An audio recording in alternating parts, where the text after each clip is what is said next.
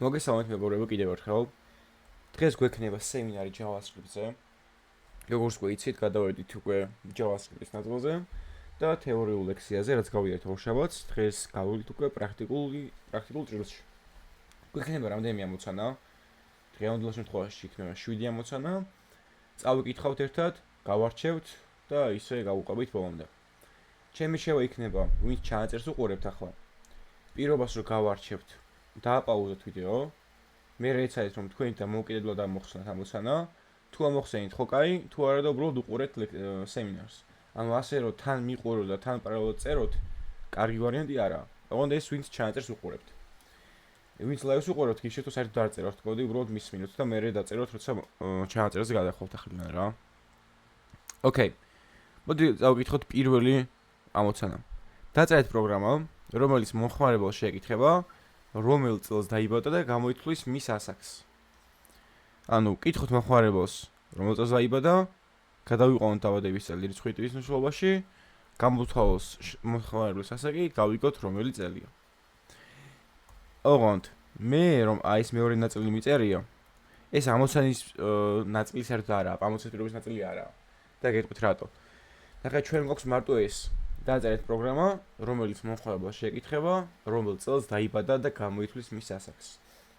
ანუ ახლა ჩემი მიზანი არის, რომ პირველ რიგში ძალიან კარგად გავაანალიზო ამოცანის შინაარსი, რაც მეკითხებიან. ბევრი ისე აკეთებს, რომ პირობას ერთხელ წაეკითხავს და ეგრევე იწყებს წერას. ეგ არ ვარგა. ჯერ კარგად გავიაზროთ, რას გვეკითხებიან, მერე ეს ერთი დიდი პრობლემა დავყავთ პატარ-პატარა პრობლემებად. დაყავით და იბატონოს პრინციპი არის ახაც. როგორც მე ლექციაზე გითხარით, რომ აი ამ პრობლემების დაყოლებას და დახლიჩოს პრაქტიკაში გასავლით მეთქი, აი ზუსტად მაგას გავაკეთებ ახლა. იმიტომ რომ მე რომ მთლიანად ერთ პრობლემაზე ვიფიქრო, შეიძლება ვერ მიხვდე. თუმცა მე რომ პატარ-პატარა პრობლემად დავყო და ისინი გადავჭრა ცალ-ცალკე, უფრო გამიმარტივდება. და აი ამ ამოცანის დაყოფა და ხლეჩა იქნება აი ეს. მომხმარებელს უნდა შევეკითხოთ, რომელ წელს დაიბადა და გამოითვალოთ მისი ასაკი. ეს როგორ დაიყოფოდა? პირველი პრობლემა იქნება, რომ უბრალოდ ვკითხოთ მომხმარებელს, რომელ წელს დაიბადა. აი ამის როცა ამაზე ვიმუშავებთ, ჩვენ არაფერზე სხვაზე არ ვფიქრებთ, ანუ მის ასაკზე, გამოთვლაზე, სხვაობაზე, კონსოლოგზე არაფერზე არ ვფიქრებთ საერთოდ. მე რომ გადავიყვანოთ დაბადების წელი რიცხვის ტიპის მნიშვნელობაში, იმიტომ რომ როგორც ვიცით, პრომპტი გვიბრუნებს string ტიპის მნიშვნელობას. შემდეგ უნდა გამოთვალოთ მომხმარებლის ასაკი და ბოლოს რომელი წელია რა. გავიგოთ რომ დავაკონსოლოთ საბოლოო ჯამში. ოკეი. ეს გავიგოთ რომელი წელია. ეს ბოლოს დაგჭირდება საბოლოო ჯამში. იმიტომ რომ ჩვენ რო ვიცით მომხმარებლის დაბადების წელი, უნდა ვიცოდეთ ახლა რომელი წელია, მაგრამ პროგრამა თავისთავად არ იცის. ჩვენ გავაგებინებთ, ამიტომ მაგით გვჭირდება წლიანი წელის გაგებაც. ოკეი, პირველ პრობლემას გადავხსნათ მარტო, სხვაზე არ ვფიქრობ ჯერჯერობით და ასე რომ ჩავუყავით ნენდელო, ყველაფერი თავისთავად ამოიხსნება. ოკეი. ვკითხოთ მომხმარებელს რომელ წელს დაიბადა. ამას ვაკეთებთ პრომპტით. პრომპტში ჩავსვათ კითხვას. რა კითხვა უნდა დავუსვათ მომხმარებელს და დაბრუნებულ პასუხს შევინახავთ age ცვლადში. age დავარქვათ, იმიტომ რომ უფრო კარგი სახელი არის ასაკს ნიშნავს. ანუ let age კი რა ბოდიშით birth year, იმიტომ დაბადების წელს ვკითხულობ. უდრის prompts და შევეკითხოთ რომელ წელს დაიბადე. აი ეს. უბრალოდ როგორც იცით, ეს პროგრამა Node-ში არ გაეშვება, prompt-ი არის ბრაუზერის ფუნქცია და არა JavaScript ფუნქცია, ამიტომ მე ახლა აქ შევქმნი კიდევ ერთ ფაილს index.html-ს და აქ დავაკავშირებ ჩვენს JavaScript-ის ფაილს. რო ბრაუზერში გავუშვი საბოლოო ჯამში.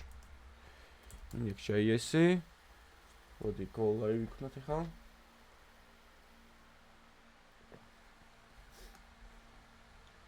და აი აგერ გვაქვს ჩვენი შედეგი. დავარეფრეშოთ, გამოიტანა რომელ წელს დაიბადა. და აქ რო შევიყვან, მე უკვე რაღაც ლოგიკასაც გავატარებ. ანუ ეს მაქვს რომელსაც დაიბადა, მაგრამ როგორც ვიცით, prompt-ი აბნევს string ტიპის მნიშვნელობებს, ჩვენ კი გვჭირდება რიცხვის ტიპის მნიშვნელობები. ამიტომ ვიყენებთ number ფუნქციას და რასაც დაგვიბრუნებს prompt-ი, ეგრევე გარშემოვარტყავთ number ფუნქციაში. და ეხლა რომ დავაკონსოლოთ ჩვენი build theory და გავტესტოთ. ეგონ ეს ყველაფერი გამოვა developer tool-ში. აი აქ. დავარეფრეშოთ რომ გაეშვას, რომელსაც დაიბადე 2004-ში დაიბადე მე. გავუშვათ გამოიტანა 2004. მაგრამ შეყვანილის გამოტანა ეგრევე არ გჭირდება, ხო? ამიტომ უნდა დავამატოთ კიდევ ერთი ლოგიკა. და აქ უკვე მოდის შემდეგი პრობლემა. უნდა გამოვცვალოთ მომხმარებლის ასაკი. მაგრამ როგორ უნდა გამოვცვალოთ მომხმარებლის ასაკი, თუ მე არ ვიცი ახლა რომელი წელია. ამიტომ ჩავშალ ეს კიდევ ერთი პრობლემა, უნდა გავიგოთ რომელი წელია. ამისთვის მე შემიძლია შემოვიტანო უბრალოდ ახალი ცვლადი და ვქვა let current year რომელიც არის 2025. ასე უბრალოდ ხელით გავუწერო რა. და შემდგომ გამოვითვალო ჩემი ასაკი, ანუ მე თუ 2004-ში დავიბადე და ახლა 2025 წელია. ესე გამოდის რომ ჩემი ასაკი არის 2025 მინუს 2004, ხო? ამიტომ current years უნდა გამოვაკლოთ birth year-ი, დაბადების წელი. და მაგასაც შევინახავ რაღაც სხვა ცვლადში რომ წლოვა მქონდეს მაგაზე.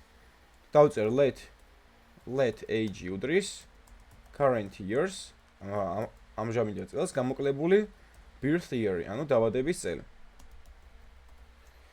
და თუ შეამჩნიეთ ცვლადების სახელების შექმნაში ვიყენებ camel case მიდგომას, ანუ პირველი სიტყვა არის პატარა ასოებით, ხოლო ყოველი შემდეგი სიტყვის პირველი ასო არის დიდი. ანუ ეს y მაგალითად ესეც y არის დიდი.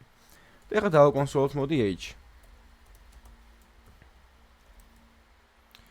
გავტესტოთ. რომელზეც დაიბადე 2004, ხარ 21 წლის. 20 ვარ, მაგრამ 21-ში ის მალე ხდები 21-ის. ნუ სწორად მუშაობს პროგრამა რა. თუმცა ეხლა ეს პროგრამა მთლად დინამიური არაა, იმიტომ წარმოვიდგინეთ მე ეს პროგრამა გავუშვი და მე ყოველ წელს მომიწევდა, რომ აი ეს 2025 შევცვალო. ანუ თავის თქვა შეიძლება, ანუ 2026-ში რომ უნდა დავწერო, რომ ეს 2026-ია, 2027-ში უნდა გადავაკეთო, 28-ში უნდა გადავაკეთო, ყოველ წელს უნდა გადავაკეთო. ნუ ხე ისეთი ხერხებიც არსებობს, რომ ამჟამინდელი წელი ამოვიღო, მაგალითად დავწერო new date get full year.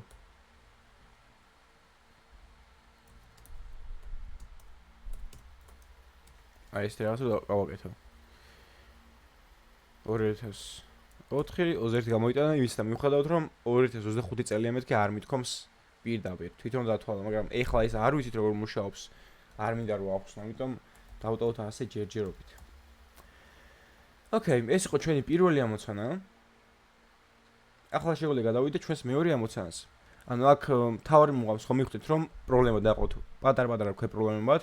ერთად რომ მივახდი ამოცანას და ვფიქრო მთლიან სურათზე. არა, მთლიან სურათზე არ უნდა ვიფიქრო.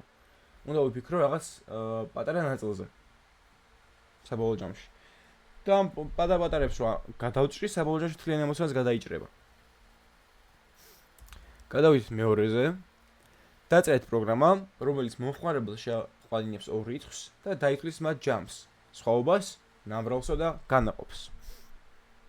ეხლა აღარ ჩამოვაწერ პატარ-პატარ პრობლემას, ჩემ თავში გავითავისებ და გადმოგცემთ, მაგრამ ჩემი რჩევა იქნება, რომ თქვენ ჩამოვაწეროთ ხოლმე რა თავიდან. ანუ ორი რიცხვი შევაყვანით მომხმარებელს და დავთვალოთ მათი ჯამი, სხვაობა, ნამრავლი და განაყოფი. ოკეი. ანუ ექნება ჯერ ერთი ცვლადი, ერთი რიცხვი x იყოს მოდი. მოდი ეგრევე number-ში გადავიყვან, იმიტომ რომ რიცხვით ამას შეხება და კითხვას დაუსვავ შეიყვანე პირველი რიცხვი. მერე მექნება მეორე y. აქაც ვარემ number-ში გადავიყვან და ვიტყვი რომ შეიყვანოს მეორე რიცხვი.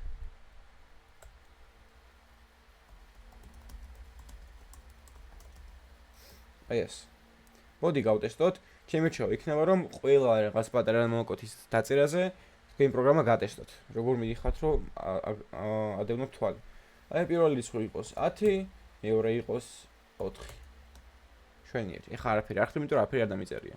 თუმცა დავთვალოთ მათი ჯამი, სხვაობა, ნამრავლი და განაყოფი. ცვლად შევინახავ, საბოლოო ჯამში გამოვკონსოლებ. let sum ჯამის დავარქვათ 3, იმიტომ რომ ჯამს ნიშნავს. ეს იქნება მათი ჯამი, მე რქონდეს სხვაობა, ანუ difference ქვია მაგას ინგლისურად. ქონდეს ასევე ნამრავლი, product-ი, x გამრავლებული y-ზე და ქონდეს განაყოფი quotient ქვია განაყოფს x გავყოთ y-ზე. და ეს ყველაფერი გამოვკონსოლოთ ახლა უკვე. console log. ოღონდ იცით როგორ მინდა გამოვკონსოლო? მე მინდა დავწერო ჯამი 2 წერტილი და აი ამის მნიშვნელობა. სხვაობა 2 წერტილი და აი ამის მნიშვნელობა. ნამრავლი 2 წერტილი და ამის მნიშვნელობა. და ეგ რო გავაკეთო string-ში მოიწევს ბევრი პლუსის დაწერა, რო კონკატენაცია გავაკეთო და ჯობია რომ ეგრევე კონდეს template literally. template literally გამოიყენება იმაში, რომ შემიძლია დავწერო string-ი და ასე შემიძლია ამ string-ში ჩავსვა გამოსახულებები. ანუ backtick-ებით დავწერ.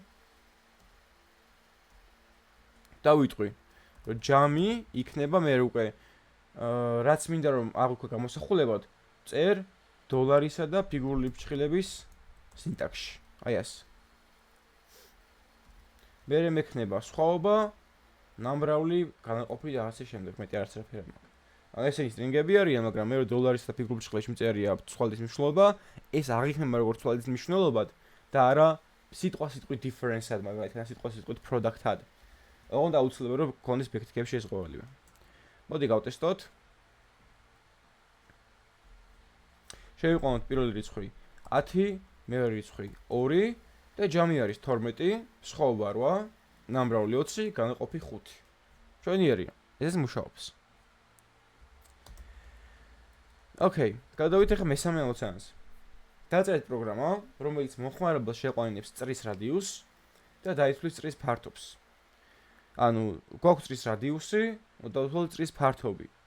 აქ ფორმულა თუ არ ვიცით პრობლემა არა, შეგიძლიათ დასაშვოთ რომ საქმიანობდათ, მაგრამ წრის ფართობის ფორმულა არის πr². ანუ არის რადიუსი. ანუ მოხმარებელს ვეყვანინებთ რადიუსს და მე ვიტყვით წრის ფართობს. ანუ let radius უდრის prompt შეიყვანეთ წრის რადიუსი და ამას გადავიყვანთ რა თქმა უნდა რიცხვში, იმიტომ რიცხვებთან მაქვს შეხება. და ეს p ლექციაზე ვახსენე არის კონსტანტა. ყოველთვის არის 3.14 მათემატიკაში. ამიტომ მე შემიძლია ეს p ჩავწერო კონსტით. იმიტომ რომ შემთხვევით შემეცვალოს errors დამირტყავს. და იმიტომ რომ არ უნდა შევცვალო ეს მუდმივ არის რა. ეხლა ფართობი იქნება πr². let area უდრის p გამრავლებული რადიუსზე აყვანილი კვადრატში. აკვადრატება ხდება 2 გამრავლებით. ანუ ეს ნიშნავს რადიუსი კვადრატში. აქ რომ ეწროს 5, ან 6 იქნებოდა რადიუსი მე-6 ხარისხად სიტყვაზე რა. ანუ უბრალოდ გამოიყენეთ math_pol ფუნქცია. სადაც პირველი აქ რადიუსი დავწერო პირველი და მეორე 2-იანი გულისხმობ რომ რადიუსი ამყავს მეორე ხარისხში. ეგეც შეიძლება. და დავაკონსოლოთ არია. ეხლა ნახოთ. მაგალითად ფართობი შევიყვანეთ 10 10 რო გამრავლდა 3.14-ზე გამრავლდა და მე აუკვადრეთ არის 3.314. ამის ფართობი. ოკეი. ოღონდ ეს ასე ხო არ უნდა. მოდი იცი რა ვქნათ, ახლა შევიყვან მე 1-ს. 1 შევიყვანოთ. 1 ხარისხად 2 არის 1, 1-ზე 3.14, ოკეი, სწორია. პატარა რიცხვზე გავტესტე უბრალოდ. ეს მუშაობს. ანუ აქ ფორმულა თუ არის თან ამი რო არიცით, ეგ არა პრობლემა, რა ეს მათემატიკა აქ გჭირდება საერთოდ. ძალიან ბეისიკების გარდა მივეტება გამოკლება გამრავლება და ეგრეთები რა. თავი არის აი ეს ნაწილი, რაზეც აი სხვა ამოცანებში ვსაუბრობ ხოლმე. კაი, გადავიდეთ მეოთხე ამოცანაზე დღეისთვის. დაწერეთ პროგრამა 2 რიცხვის გაყოფის ნაშთის გამოსათვლელად. ეს რას ნიშნავს ახლა? 2 რიცხვი რო გავყოთ დარჩენილი ნაშთი რა დარჩება? აი ეგ უნდა გავიგოთ. აი მაგალითად 10 რო გავყოთ 3-ზე, 10 ხო 3-ზე უნაშთი არიყოფა, რჩება ნაშთი 1. 4 2-ზე გავყოთ ნაშთი არის 0. ანუ მე შემიძლია ხო ორი რიცხვი კითხო მომხმარებელს და მე გავიგო ეგ ყოველივე remainder ოპერატორით. ანუ აი მოდულოს ოპერატორიც ქვია ამ პროცენტს რა. ანუ მექნება ორი რიცხვი let x უდრის. ეს უკვე ძალიან ბევრჯერ დავწერ და მოდი ეგრევე დავწერ. შეიყვანე პირველი რიცხვი, შეიყვანე მეორე რიცხვი და მექნება ახალი ცვლადი let reminders დავწერ, რომელიც ნიშნავს ქართულად ნაშთს და ნაშთი იქნება x-ი გაყოფილი y-ზე. ოღონდ გაყოფად იწერება აქ უკვე პროცენტის ნიშნით. ეს ჩვეულებრივი გაყოფა არა. ამ შემთხვევაში გაიყოფა და მე დაგვივნებს ნაშთს. console log reminder.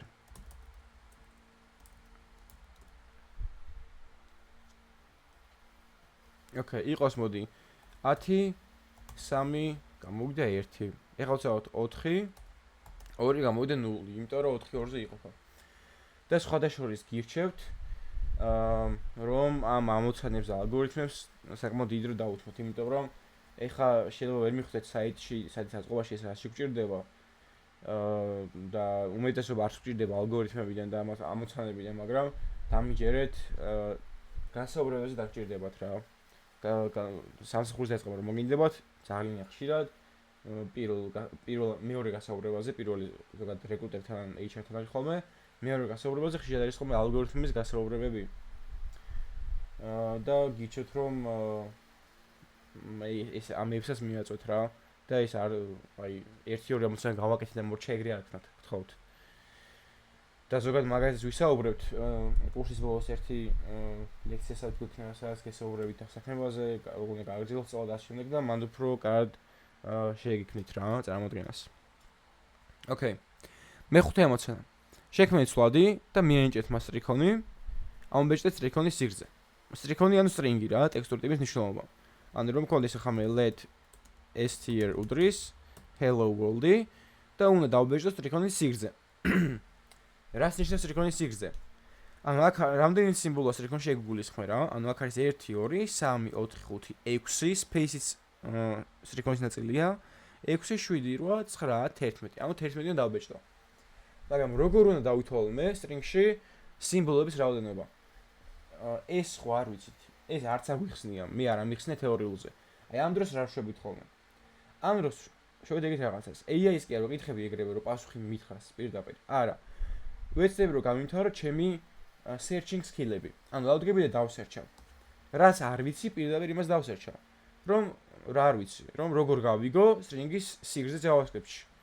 დავსერჩავ მაგას ზუსტად how to find string length in JS. ანუ როგორ გავიგო string-ის სიგრძე JavaScript-ში. და ეგრე მომიგდო რაღაცა string length MD-ის დოკუმენტაციაში. აქ შევალ და ვნახავ, რომ თურმე წერტილი length-ი არსებობს JavaScript-ში.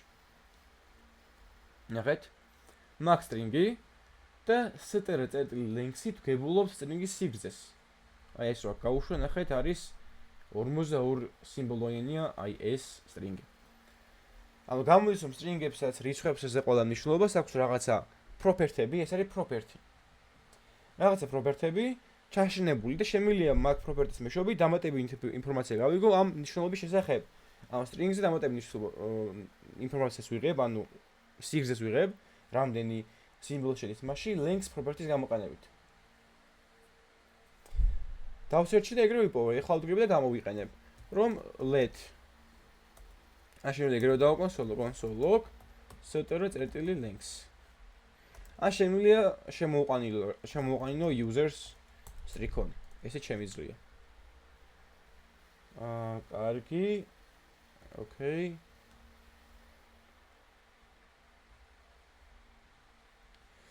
აი შევიყვანოთ მაგალითად მე ქვია თემა. ოკეი, 13 სიმბოლო თურმე. დაიმახსოვრეთ რომ სიმბოლოებში ის სპეისებით შედის ხოლმე. ოკეი. გადავიდეთ მე-6 ამოცანაზე.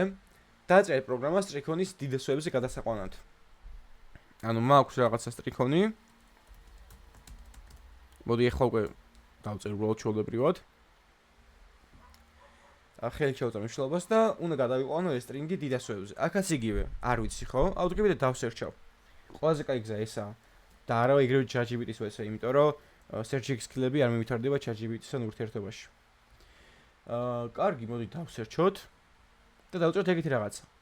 How to convert string to uppercase. ანუ როგორ გადავიყვანო string-ი დიდასოებში JavaScript-ში. How to convert string to uppercase in JS. ანუ ეს რომ მაქვს, უნდა დავაბრუნო ყველა დიდიასო რა. Hello world. აი ეს პასუხი უნდა მივიღო საბოლოო ჯამში. და თურმე არსებობს to uppercase ფუნქცია. ანუ JavaScript-შიც ძალიან ბევრი ფუნქციას ქვია ისეთი სახელი, ისეთი ინტუიტიური სახელი, რომ ეგრევე მიხვდებით რა შევა. length-ი სიგრძეს ნიშნავს, რა თქმა უნდა, სიგრძეს ითვლის. ეს to uppercase, რა თქმა უნდა, დიდი ასოებში გადაიყვანს string-ს და ასე შემდეგ. ანუ მაქვს string-ი და დავადებ მე წერტილით ფუნქციას, ანუ ეს უნდა ფრხილები დავუწერო, აქ უნდა გამოვიძახო და გამოვა უკვე დიდასოებიანი ჩანაწერი. ამას უკვე ფრხილები ჭირდება. რა ჭირდება და ეს რა არის? მაგას უკვე მომავალ ლექციებში გავიგებთ. მაგრამ ეს უკვე ამას მეთოდს უწოდებთ. ფუნქცია იგივე. ფულად დამატებითი ფუნქციონალი, რომელიც არის ჩაშენებული JavaScript-ში.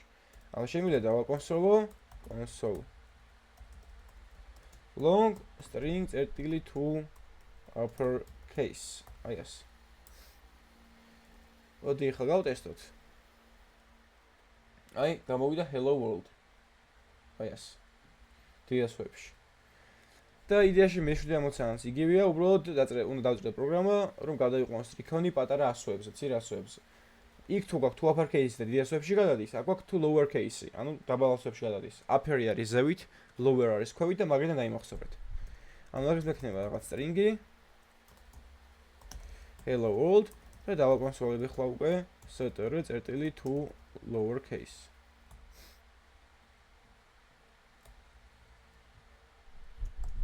აი ეს.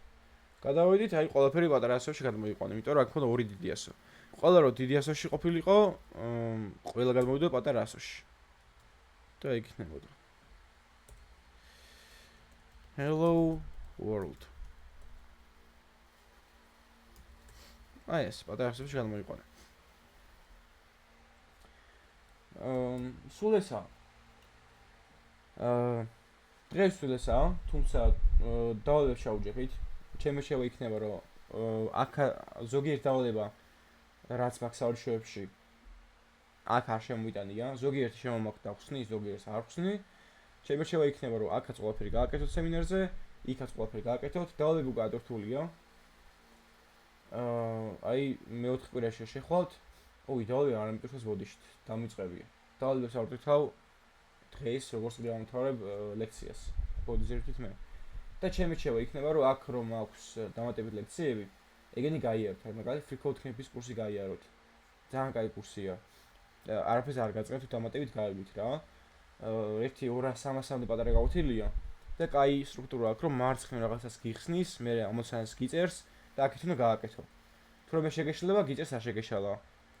მე შეგვიძლია აქ რაღაცა ტესტები გაუშვა, რომ შეამოწმო პროგრამა, შეგვიძლია ჰინტები აიღო, შეგვიძლია ჩანაწერს უყურო ამოხსნის და ძალიან კაი რაღაცაა. ასევე ეს eloquent JavaScript ძალიან კარგი წიგნია. გირჩეთ თუ წაგიკითხოთ. ოღონდ ეხლავე არ წაგიკითხოთ, ჩემი შევიქნე, რომ ეხლავე არ წაგიკითხოთ. აი 2-3 კვირა რო გავა. JavaScript-ის ნაწილს რომ მოვჩევით, რაღაც basic-ებს, მე დაიწყეთ ამის კითხვა. მართალია, უკვე ბევრი რამე გეცოდინებათ, მაგრამ მაინც წაგიკითხეთ. ეხლავე იმიტომ არ მინდა წაგიკითხოთ, რომ რთული ენთა ახსნილი და გაგიჭირდებათ მარტო თქვენით გარჩევა. მე რაღაც ლექციებზე სტუდენტები რომ ყავს, იყო ერთ პერიოდი რომ ამ წიგნით გავდიოდი და ამას ვარჩევდი მე თვითონ სიტყვას რა, ანუ მაგალითად ყველაფერს ვარჩევდი რა. ევი კიდე მომარტივია რომ მე წაგიკითხული მაქვს რამდენჯერმე და ბევრი ახსნილი მაქვს JavaScript ლექსები და რო გიხსნით უფრო მარტივია, მაგრამ თქვენ თვითონ წაგიკითხოთ რთული, იმიტომ რომ არა მარტივი სიტყვით ახსნილი და მარტივი მაგალითებით. ამიტომ ეხა არ გინდა, თუმცა 3 კვირა რო გავა, მე დაიწყეთ. და თუ ორჯერ წაგიკითხავთ მინიმუმ, ვაფშე მაგარი იქნება. ბოდიში თუ უფრო მაგარი იქნება. იმიტომ რომ ყველა ახალ წაკითხვაზე რაღაც ახალს გაიგებთ, რაც წინას თურმე გამოგჩენიათ. ანუ დამატებითი მასალა საერთოდ არა ცუდი, პირიქით. ვერც ერთი კურსი, ვერც ერთი აკადემია, ვერც ერთი სასწავლებელი ვერ მოგცემთ იმდენს, რამდენზე იმ რაზეც მეტი აღარ დაგჭირდებათ. ანუ პირიქით მე გეუბნებით რომ მე გაძლევთ იმდენს, რომ მე თქვენ შეძლოთ განვითარება. ეგაა მთავარი. რომ მინდოდეს რომ მე ყველაფერი გასწავლოთ, რაც ოდესმე დაგჭირდებათ. მე ამას ვერ გავაკეთებ ფიზიკურად და ვერავინ ვერ გავაკეთებს ფიზიკურად. გინდმე, ვიღაცა 20 წლის გამოცდილების დეველოპერი. ვერა, იმიტომ რომ ძალიან ბევრი რამე საჭირო ამ სფეროში. ოკეი. კარგი, ახლა მოდი ჩანაწერს გავთიშავ და გადავიდეთ კითხვების ნაწილზე.